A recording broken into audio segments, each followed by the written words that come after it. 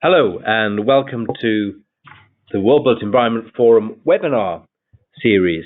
Today we're looking at how to visualize data about cities in order to achieve better sustainability outcomes. We collect and we generate and we collate data, but how do we do this in a way that allows us to better understand our cities? Our expert panel today is going to discuss the uses and merits of data visualization as a tool to solve the challenges that cities and other urban areas face. So welcome to everyone. And before we begin, I'd just like listeners to know that it is possible for you to submit questions to our panelists throughout the session today. And we'll put those to the panel as we go through the questions, and we'll also hopefully have some time at the end for a little bit of free question and answer. So for the very first question, I really want to turn to Ian first of all. Ian, from the perspective of Knight Frank, what are the main built environment data gaps in our cities? Hi again, John. Thanks. Sorry, just was muted there. Yeah, I mean, it's a really interesting question.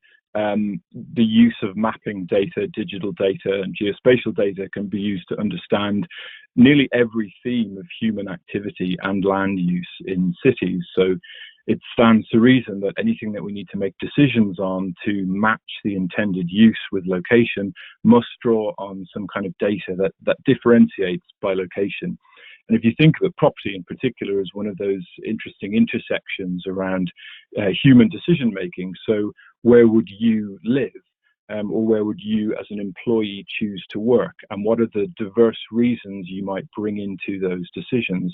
And that diversity informs all of the data sets that we need to consider around decision making for residents or commercial occupiers.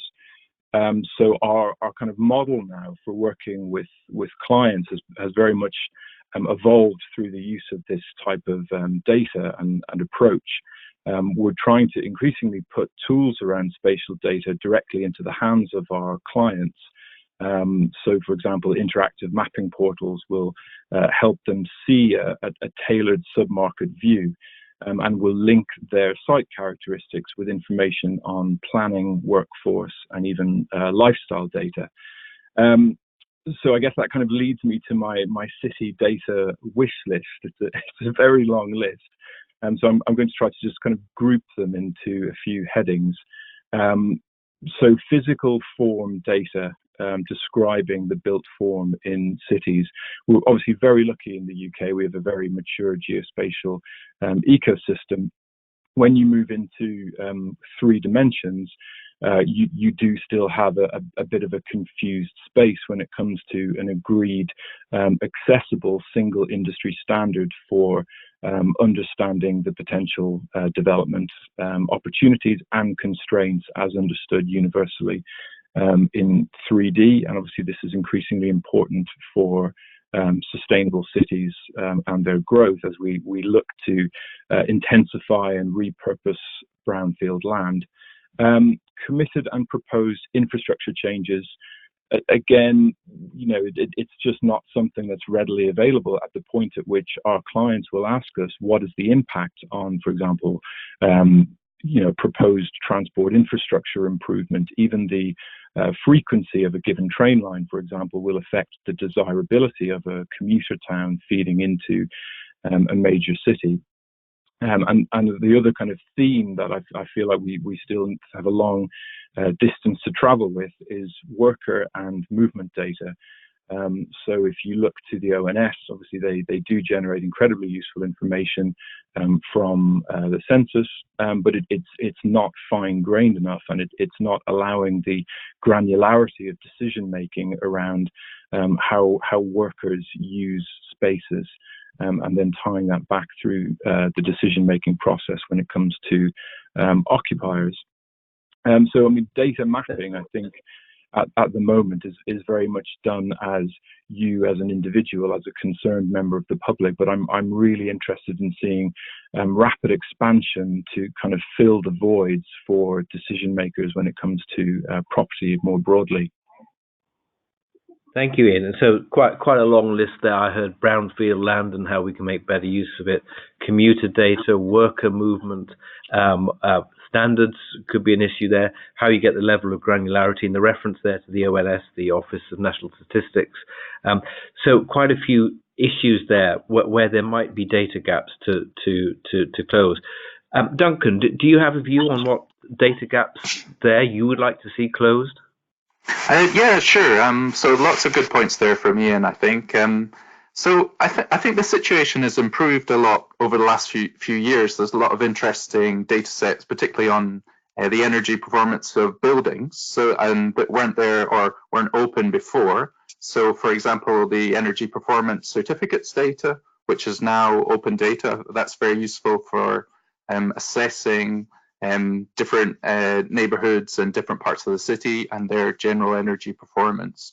Another very useful data set in relation to building analysis is the valuation office data. So that's commercial floor space, estimates of rent, and so on.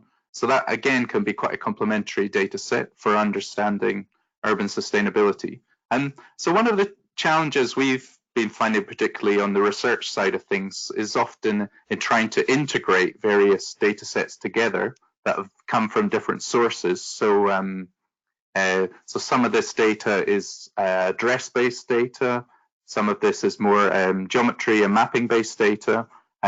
So one thing I certainly would like to see is more open address data. That would certainly be helpful for integrating a lot of these data sets together.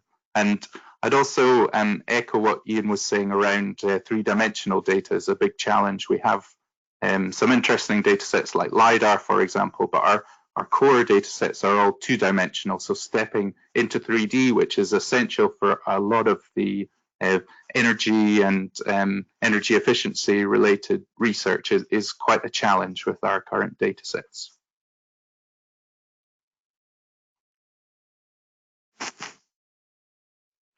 Thank you very much, Duncan. Sophia, perhaps I can turn to you then, because with today's technology, it sounds as if we can track city characteristics such as energy efficiency, EPCs were just mentioned then, such as the available commercial office space that is on offer in the market. Through your work at Costain, how are you able to map cities in a way that lifts the sustainability performance and enhances the well-being of citizens? That is a very good question. Thank you. And I just wanted to interject a little bit more in the topic we were discussing before, a little bit on the gaps. So there are a lot of efforts being made at the moment. There are a lot of initiatives because I think a lot of organizations, a lot of partners in the sector are now realizing the value of geospatial data, of mapping. We need interoperability, of course. That's one thing that progress is being made, but I don't think we're there yet. Combining various data sources, having enough information on formats and standards across the industry. There is a significant progress being made there, but there are a few challenges that at least we are trying to figure out and work out.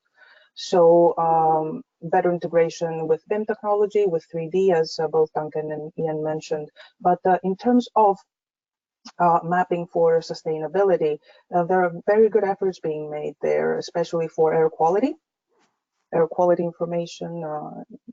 A lot of organizations are putting a lot of emphasis on consuming that information from DEFRA, for instance, in order to make better decisions about their planning. And of course, with GIS, we have the opportunity to map not only the surface, but we are looking into mapping subsurface information because that's quite complementary to our work.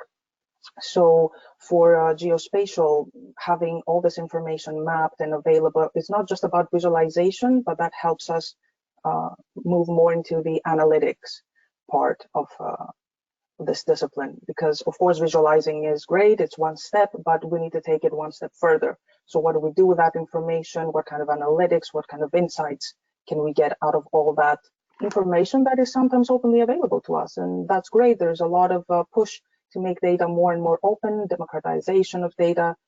That term is quite popular these days, and it really helps us in this industry with complying with regulatory commitments or reviewing environmental impact of works, preserving historic sites, or preserving any environmentally sensitive areas, and being a lot more eco-friendly with our operations.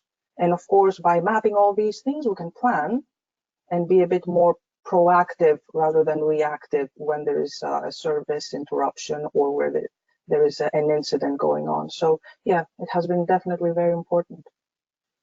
So it almost sounds too good to be true, doesn't it? You know, all these wonderful things we can do. In practice, someone has to do something with all this information. So I want to ask James now, you know, RICS, professional body, you know, how does this organization see this mapping revolution, if you like, in terms of making better places for people? Well, I think it's, I agree with everything I've heard from the other panelists, and it was great to hear Sophie mention interoperability as being a major issue. When we think of geography and mapping in its traditional kind of cartographic sense, we often think of that two-dimensional ordnance survey kind of aspect. And in the UK, we're very lucky to have a very fine national mapping organisation. But as I think the other panelists have mentioned now, we have vast amounts of information coming from different aspects of geography. So social geography, people movement, income generation, people's wants and needs, the great work that CASA are doing on that in UCL, environmental and political information from fitness apps like Strava around cycling, how that's affecting infrastructure development, the VOA information on valuation that Duncan's mentioned as being a critical data source, and then also the planning information and what the Geospatial Commission that's been launched in the UK to bring all those major government geospatial data holding agencies together is a massive step forward. And within RICS, that's been a long held policy kind of objective of ours, to bring those different government agencies that really hold those massive data sets, try and bring them together, make them open, and make them interoperable so that we can use them for better infrastructural decision making scenarios, which is fundamentally what we need to do. I often think when I deal with people in other parts of the world that where we're building new cities or people are building new cities in Southeast Asia or China, for instance, really what we're trying to do in Western Europe is get the best from creaking Victorian infrastructure, you know, where we lose 20% of our water every day through pipes. So the more, and our underground system, for instance, is over 150 years old. You know, how do we get the best from the infrastructure that we really already have? And, you know, that interaction of good geospatial information is a massive step forward. Also, you know, I think we're beyond the technology and the data capture end of things. The Copernicus system, the Sentinel system that Europe has launched, the availability of LiDAR information that we've already heard about, vehicle-based data capture techniques, we can capture all that information. You know, machine learning, AI coming into the situation, but this bringing together the social and economic aspects, the metadata connected to that geographic information, I think is a key thing we need to solve for the future. Thank you, James. Another sort of fascinating list of things that are possible that we can do, but somehow we need to make sense of them. And I thought interesting there the reference to the developed economies with their established infrastructure that needs renewal versus the emerging economies which are able to begin with almost a clean sheet, certainly in relative terms to the developed economies. And speaking of which, let's look at how we then take all this data and make it real, make it tangible for people. How do we represent it? So take somewhere like Los Angeles with their GeoHub, and they have worked to make data available to the public so that people can see how what is actually happening in the city. And Duncan, you've got this experience in London with your work at UCL. You've been doing exactly this. You've been taking data, you've been making it public, you've been helping the public to generate, collate, gather data. Tell us more about Colouring London. Sure. So this is quite an experimental project to see if we could use crowdsourcing techniques to fill in some of the gaps we have in built environment data. Now, we've had quite a few big projects at UCL around energy and energy efficiency of buildings. Probably the largest was from the Energy Institute called the 3D Stock Model project, led by Professor Stedman, which was essentially trying to bring together a lot of those data sets on activity of buildings, floor space, materials, and try and model in detail at a building level how efficient different parts and neighbourhoods are. That began in Camden and is now, that project's expanded to London. But what we found, there was particular areas of our built environment data that were really quite weak.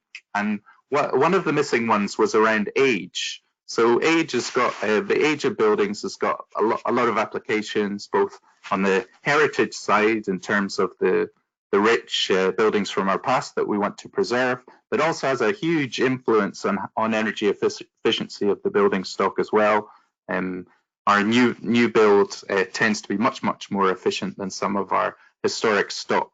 So in terms of trying to fill in this building gap of age data and other related data at a building level, so a researcher at UCL, Polly Hudson, who's particularly interested in demolition and preserving historic buildings, created this project using a kind of open street map approach to try and gather the age of individual buildings. So it's a live website. It launched last month. It's called Colouring London. You can try it out and experiment. The image you can see there is for Camden. This is the data Polly had gathered herself as part of her PhD research. But we'd like to expand this data across London. And indeed, if the project's successful, we'd like to expand all across the UK.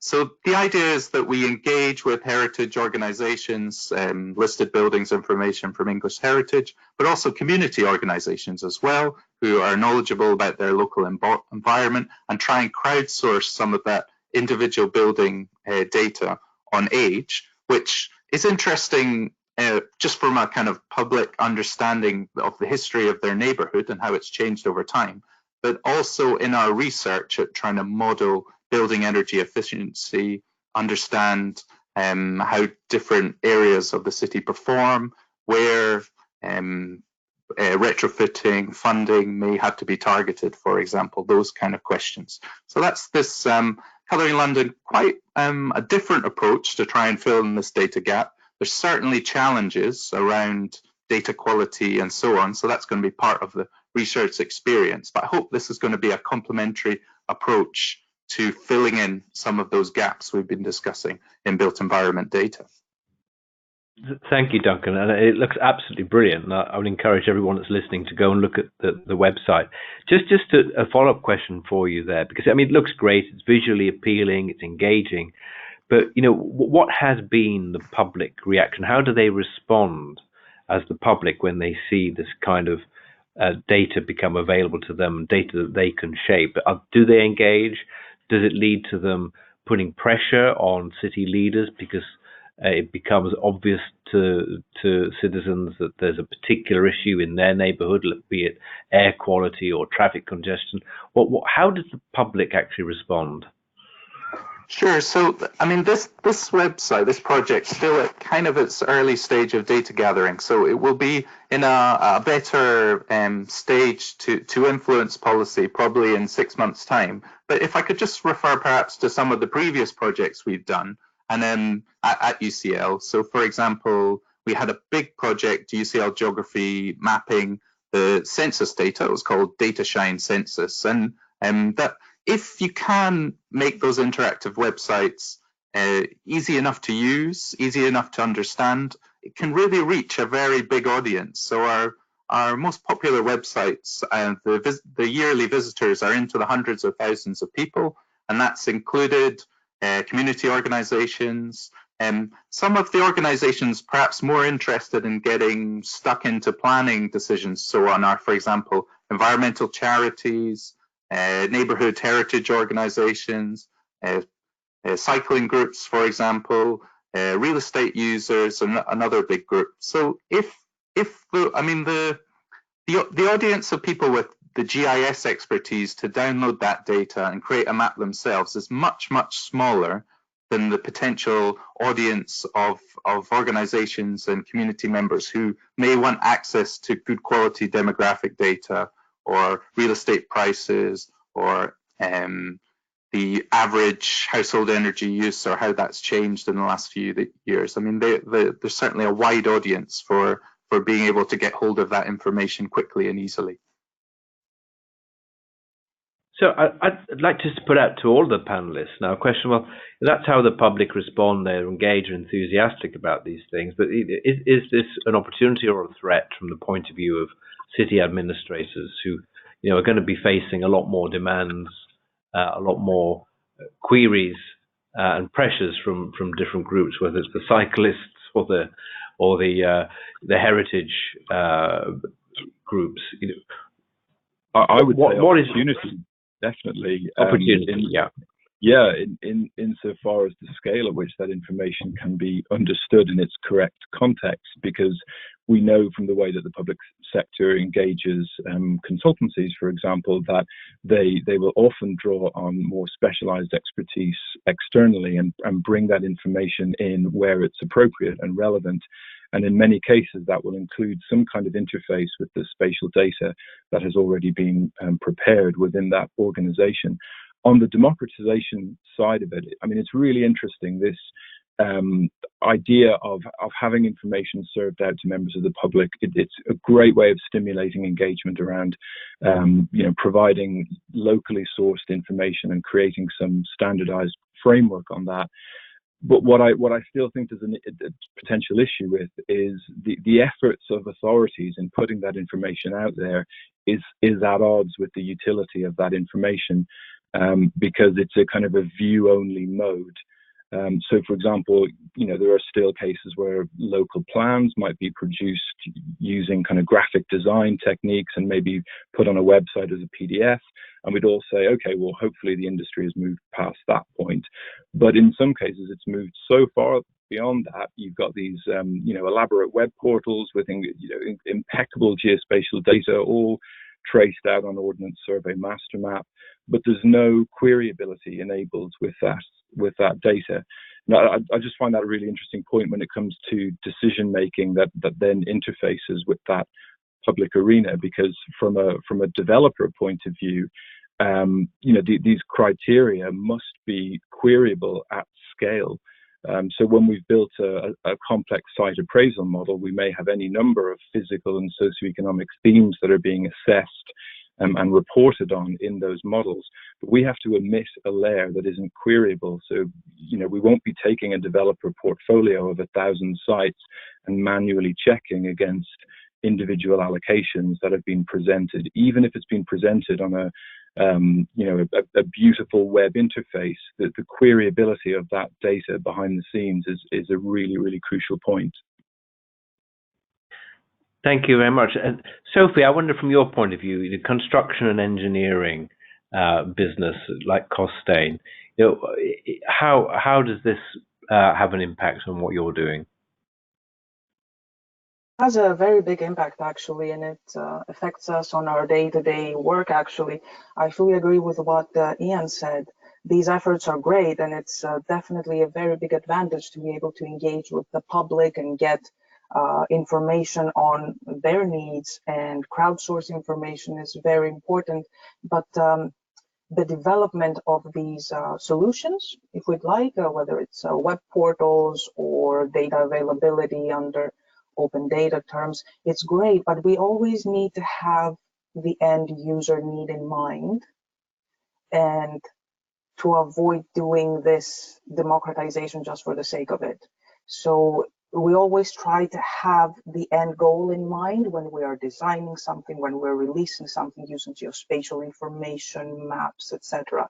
So this helps a lot in shaping the strategy, in shaping the end product to make sure that the intended audience, whether it's our partners, our clients, or members of the public, can actually make good use of what we're making available, all the information that is available. And of course, because of our industry, we really need to have good access to ordnance survey products or environmental information from Natural England or Environment Agency. So all these things are very critical in our operations in order to make better decisions. I say better, smarter, safer, and smarter decisions for our operations, because as you can imagine, unfortunately, for better or worse, we have a big impact on the environment in which we operate. So it's been quite critical, yes. Thank you, Sophie. James, would you like to say that? I think that that's right. You know, we're in the context of open data, and I think it's important to understand the difference between open data and free data. They're not quite the same thing. There is an issue of liability attached in many cases, particularly say if you're doing it for planning, development, or investment type issues, and because crowdsourced information like OpenStreetMap, like many different other types of information that people gather on a daily basis, is incredibly useful in many parts of the world. But you've heard all of the panelists refer back to that definitive mapping database that you need to be able to base that information within. So I think there's limitations on crowdsourced information. It can give a certain kind of insight into an area, and in many parts of the developing world where that's the only information they have to rely on, there's still a great need for ground verification in many cases because of potential liability issues to do with property ownership, for instance, or valuation issues or taxation, and the implicit kind of risks within taking that information from an open platform. Thanks, James. I want to come back to that point in a moment because I think it's a really good one. Just going to move on to the next question because the next question flows straight from that. And I wanted to ask Ian, what are the challenges then of mapping cities? So, is it the data may be out of date? How reliable is it? Rubbish in, rubbish out. How can you verify it and so on? What are the challenges you see of actually getting the right data into the system? I think we've touched on it already, but the interoperability point is so key because the amount of effort that goes into policy, particularly within the public sector, policy around land use, but then the ability to actually translate that into the efforts of developers or occupiers or people in that planning advisory space, that's the missing link. So it begs the question of why there is so much effort put into planning, design, and heritage and conservation if we can't take the very kind of tangible outputs of that, which is the spatial delineation of where these policies apply, and run with that, and then make decisions on that at pace and at scale, so that we are getting the right land use activities in the right locations.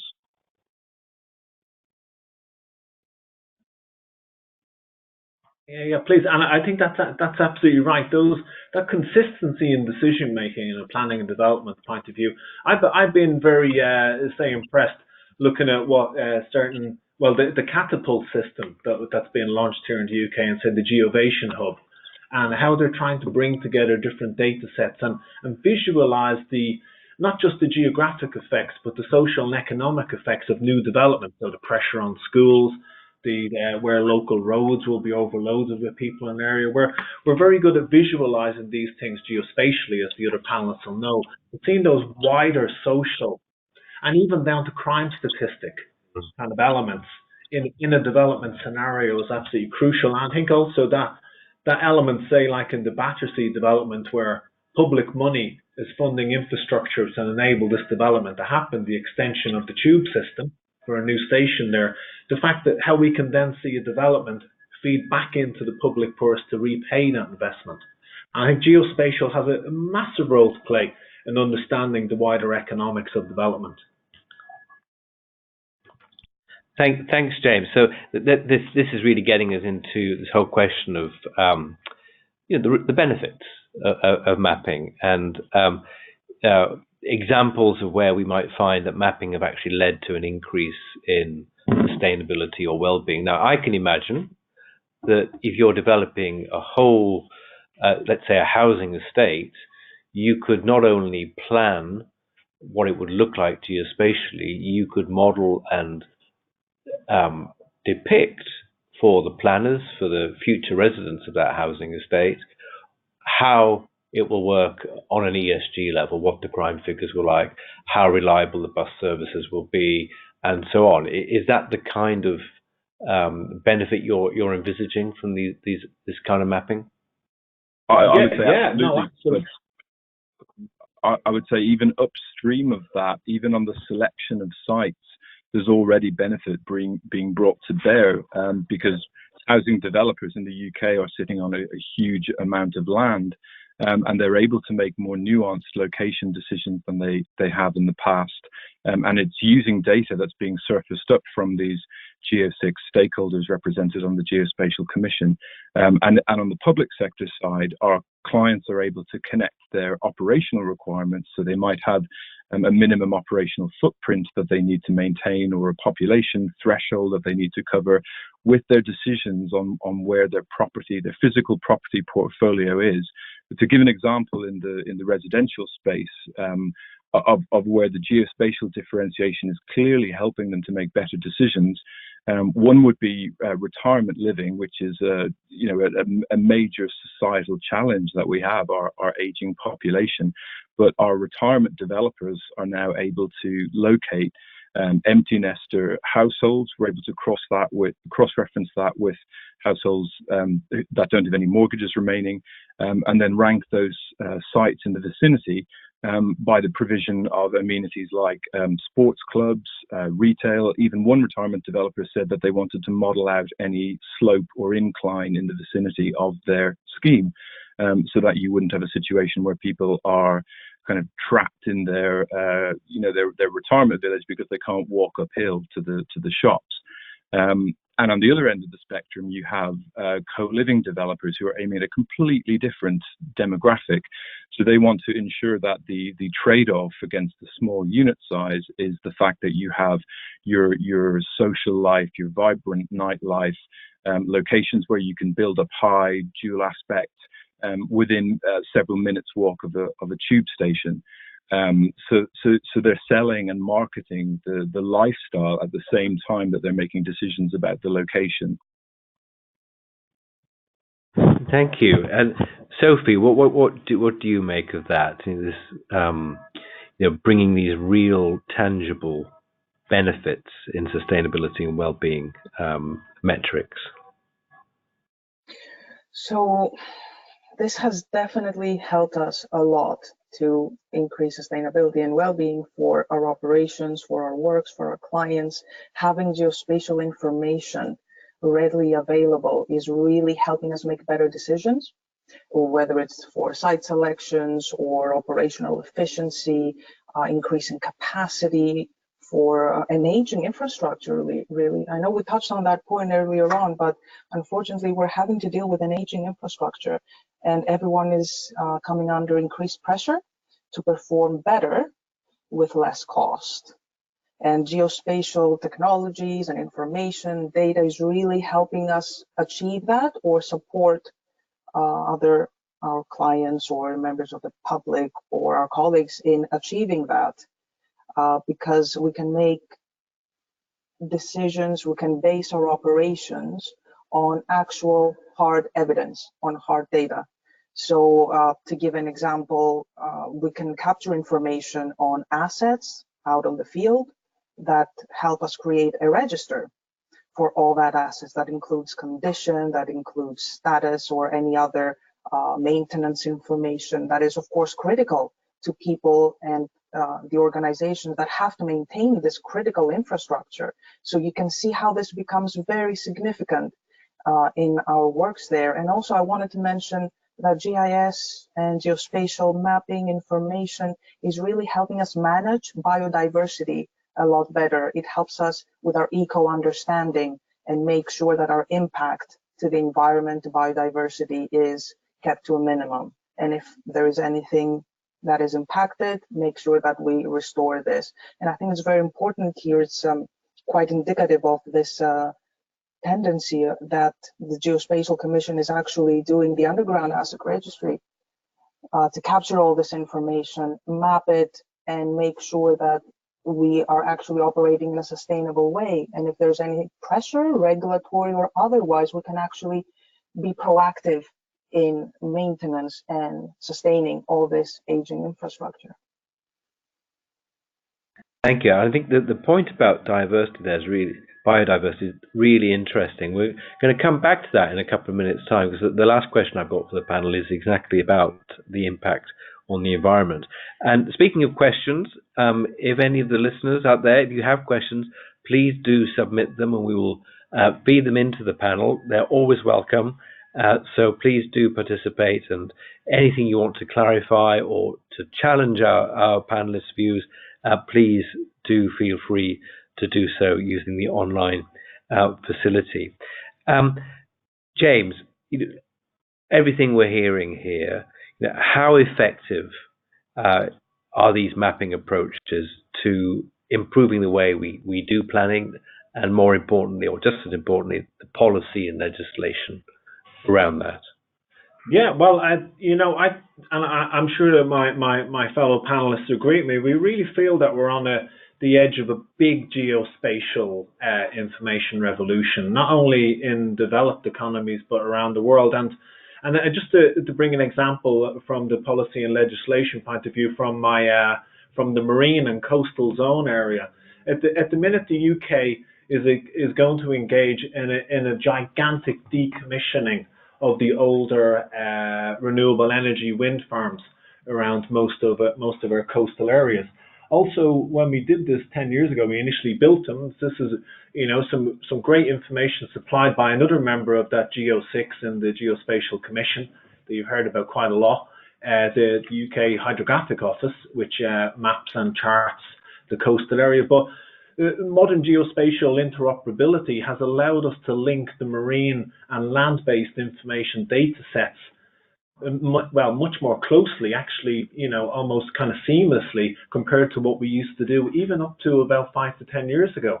So as we're decommissioning these gigantic offshore wind farms, a multi-billion-pound project, we're also starting to see that these wind farm areas have become environmentally quite sensitive, because a lot of marine life has gravitated towards those areas because they're generally safe, and they've encouraged coral growth. And the UK is an island, of course, and we've designated several important marine offshore areas. So geospatial allows modern or normal economic activity to continue to happen: oil, gas, aggregates, removal, dredging, ports, authorities, renewable energy, etc., but also allows us to understand how that interacts with the environmental policies that are also being laid down, which people initially saw as restrictive, but now are seeing as part of that coastal management and societal policy basis.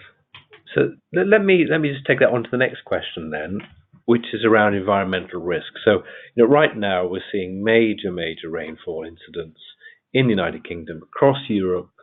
We're seeing forest fires in the Amazon, California, Australia.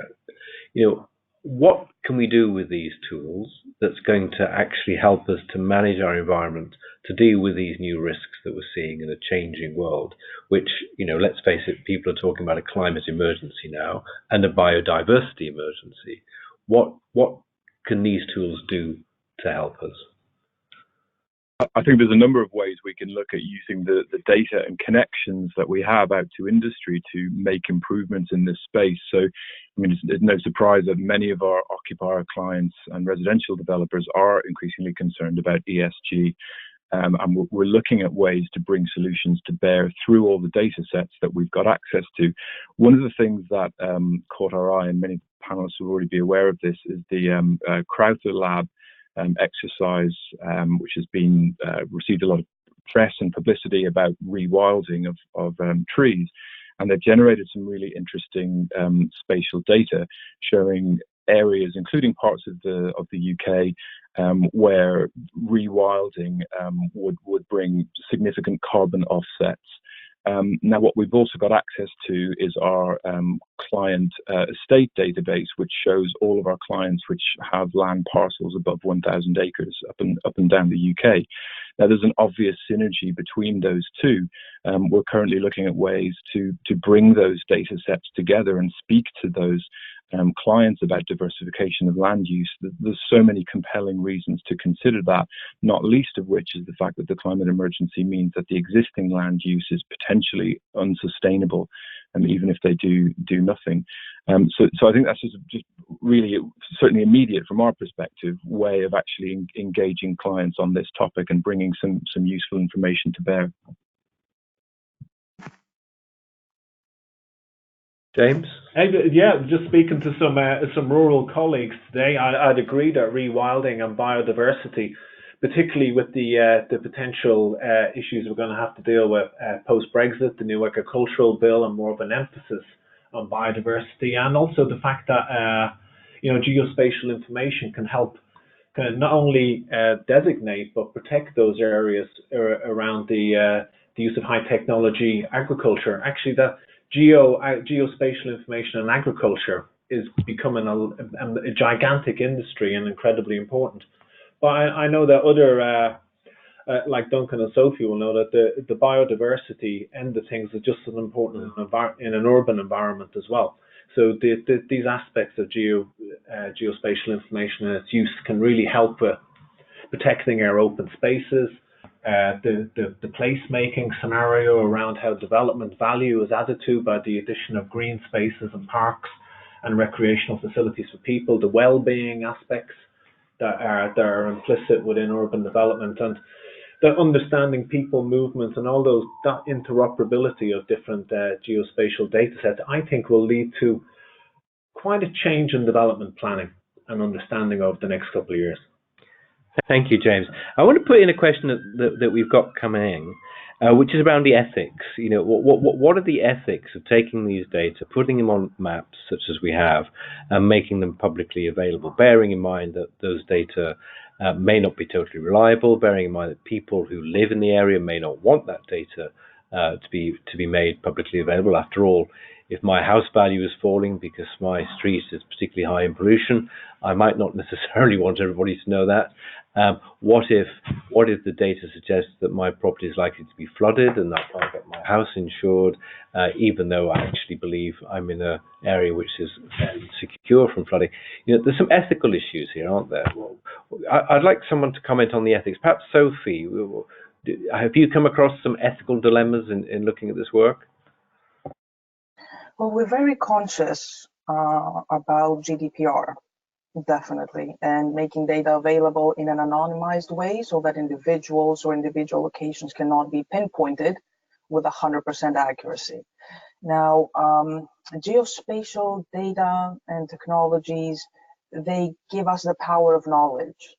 And power of knowledge is always critical, it's always beneficial. And of course, it all depends on the granularity of the information. Sometimes the data resolution does not allow for individual locations to be pinpointed with high accuracy on the variable that is being mapped. So things like flood zones, for instance. Yes, those data sets are available, but that is really powerful. That is helping us and appropriate organizations mitigate against that risk. So sometimes it's good to try to balance the benefit to the risk. And in our work, we generally find that it's very beneficial to be able to plan for these things, to pinpoint areas that are significantly vulnerable to catastrophes, to any natural phenomena, so we can mitigate against them, so we can take the appropriate action to safeguard the properties, people, individuals, businesses that are operating in those areas. So yes, there has to be some sensitivity, especially when data is being made openly available, freely available to everyone. But I tend to find in most cases we derive a lot of benefits for that, being mindful of identifying individuals, of course. Thank you, Sophie. Ian, I wonder whether you'd like to comment on that, because we're talking about the ownership of data here, and you're running a large operation in leasing property and so on. Where does the data liability lie from your point of view? Well, ultimately, if it's relating to a customer, that's not something that we will make personally identifiable data in any of our modeling. We might glean insight from that based on a higher level of aggregation about those customers and their decisions. But in some cases, that is actually expected of us. So I've actually had a customer, a client across the table say, well, you're going to see all this information on my business, my decision making.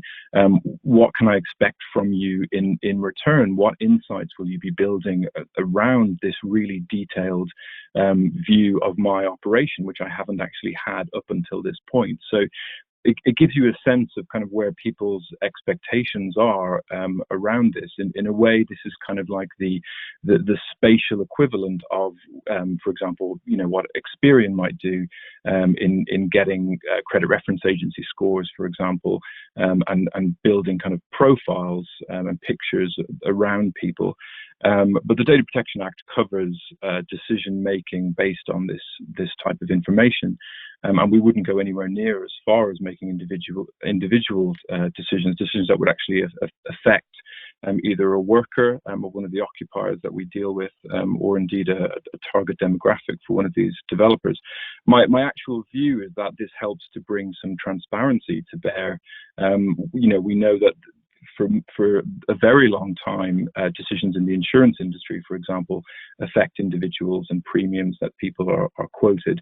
A lot of the data layers that we're visualizing and articulating through geospatial are helping us to see, well, what's actually the reality, what is the baseline assumption, and where do these assumptions potentially fall down that we've just accepted as truth for a very long period of time.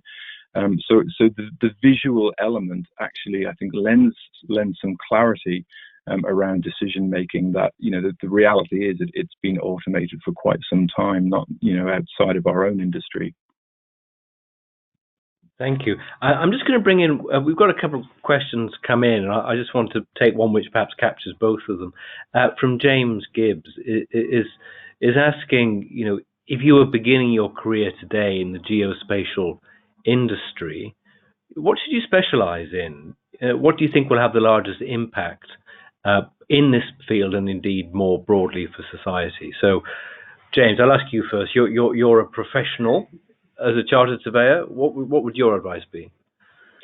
Well, I would say certainly from the geo point of view is maybe look at an area where geospatial knowledge becomes an enabling kind of skill set. And it's a central part of geography and being broadly educated, but also understanding, say for instance, something around geospatial information in a planning context, or geospatial information in a valuation context or in a construction context is very important. Actually, I would suggest that over specialization is perhaps not a great thing to do.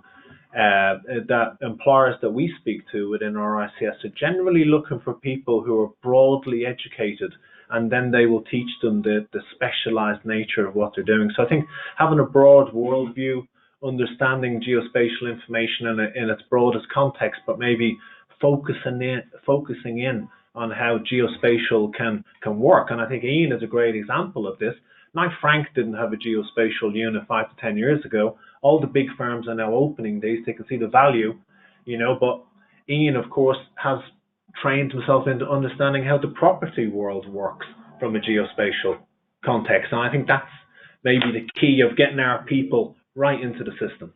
Okay, well, thank you, James. Well, Ian, your name was mentioned there, so I've got to hand it over to you next. What do you? James was effusive in his praise of you. What's your response? Well, I don't know if it's known to listeners that James and I share a common educational background, and we did actually do the same course.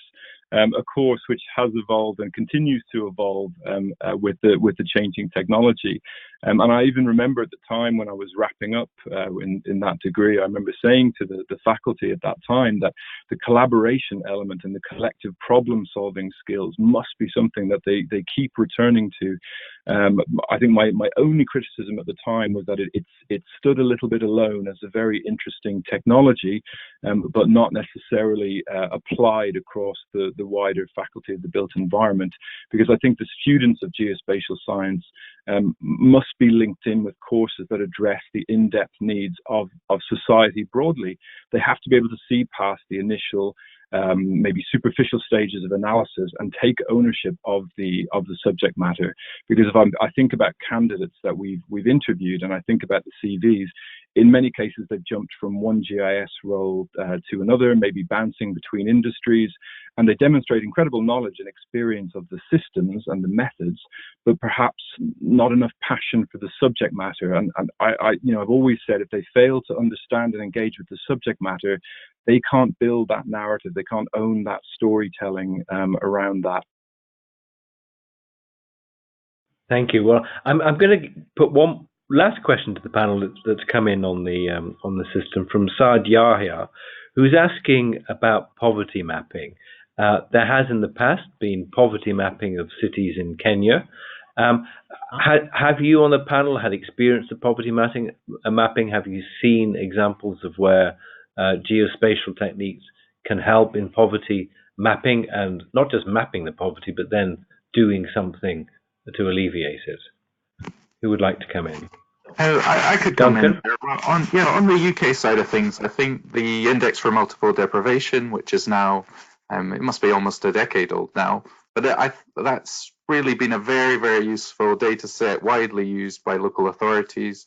It tries to capture the different dimensions that lead to deprivation on the education side of things, employment, health, and I think that's been a really strong example of a widely used data set that helps understand communities, understand some of the spatial challenges in different parts of the UK, and I think that's a model that could be widely used elsewhere.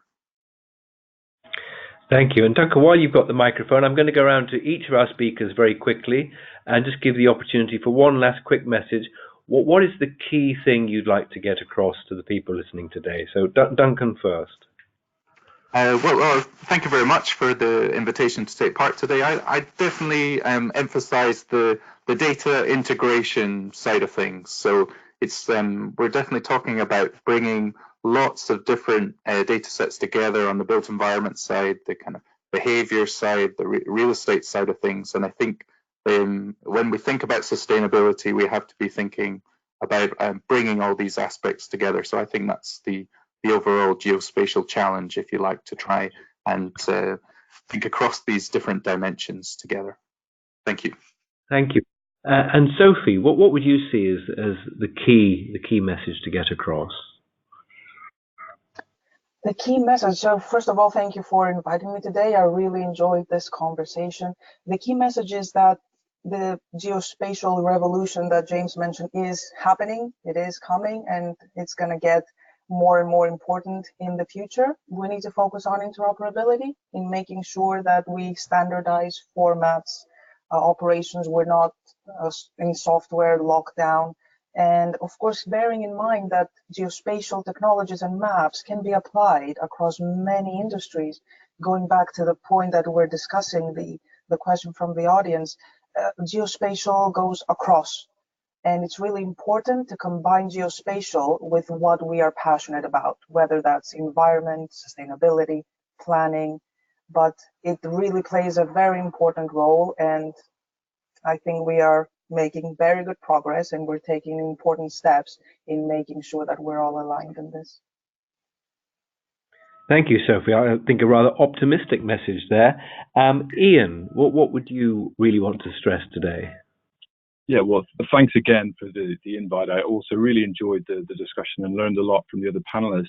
I think just possibly even following from Sophie's point in a way, I would say that as an industry, we can't lose focus on the creative side of what we do, the critical thinking and the problem solving. I think people might see geospatial is something that's very, intimidating, requiring a lot of infrastructure, a lot of well thought through data. I would say don't worry about what perfect looks like. Put something out there, your ideas will travel, and then you refine and refine. Thank you. Last word then to James. Yeah, and it's great to hear such kind of geospatial passion coming from my fellow panelists. I think all of us in our industry are very excited about the future. And I think that's the great thing about this industry, that it is truly global, and that the applications we're talking about in the London scenario through what Dr. Smith and what Duncan is doing are applicable in many parts of the world. And also, geospatial has a key role to play in our achievement of the Sustainable Development Goals in 2030, and a really key role. And that's something that I think helps us to link up all those different sectors together. Yeah, and the SDGs are obviously growing in importance. People are becoming more aware of them, and trying to bring them together and make those connections is really vital. And if geospatial can achieve that, I think that would be a massive achievement. So data integration, very important. There's a revolution happening. We need interoperability. We need to make it cross-cut and work for our challenges of environment and planning and sustainability. Don't worry about getting it perfect. We can experiment, we can iterate, and we can make a difference with this technology globally. There are lessons that can be learned anywhere in the world that could be applied anywhere else. And that's, I think, a fantastic advertisement for this area of work. So that's all we've got time for today. I want to thank everyone that joined us to listen, and those particularly who submitted questions. Many thanks to our experts. So firstly, Dr. Duncan Smith from UCL, to Sophie Stuckey of Costain, and to Ian McGuinness of Knight Frank, and finally James Kavanagh of RICS. We do have an online poll, so do let us know what you thought of the webinar today by completing that poll. It will come up on your screen shortly. Very simple. We do value that feedback. A reminder that we have recorded this webinar, and we will be posting it online as soon as we can. And so anyone that wants to listen to it again or wants to tell their friends and colleagues about it, there is an opportunity to listen to this again in future. And indeed, any of our other webinars that are also posted on the World Built Environment Forum website. So this is John Krause signing off. Thank you, everyone, and have a good rest of your day. Thank you. Thanks, John. Thanks, John. Thanks, John. Thanks, John.